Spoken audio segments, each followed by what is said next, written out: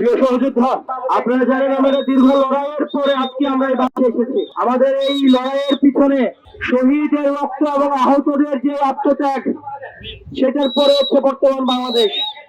এই বাংলাদেশে কি কথা বলতে কোনো ভয় লাগে? প্রশ্ন করতে কোনো ভয় লাগে? আমরা কি এখন ক্ষমতাকে প্রশ্ন করতে পারি?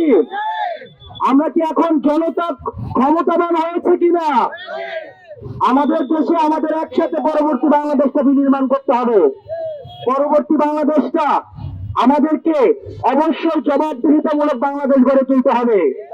সেই বাংলাদেশে ইউনো এবং ওসিডিআর নির্বাচন হবে না, যে বাংলাদেশে আর মিডনাইট ইলেকশন হবে না, যে বাংলাদেশে আমিডাম ইলেকশন হবে না, সেই বাংলাদেশে ইসলাম যারা চর্চা করে তাদেরকে আর নির্যাতন করা হবে না, সেই বাংলাদেশ হবে সাম্প্রদায়িক সম্প্রীতির বাংলাদেশ, যে বাংলাদেশে একসাথে দুইবারের বেশি প্রধানমন্ত্রী হতে পারবে না, যে বাংলাদেশে কেউ একচ্ছত্র ক্ষমতার অধিকারী হইতে পারবে না, জনগণের থেকে রাষ্ট্র ব্যবস্থায় আর কেউ বেশি ক্ষমতাবান হবে না।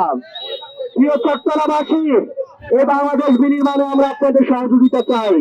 এনসিপির নেতৃত্বে পরবর্তীতে আমরা একটা বৈষম্যহীন বাংলাদেশ আমরা গড়ে তুলব।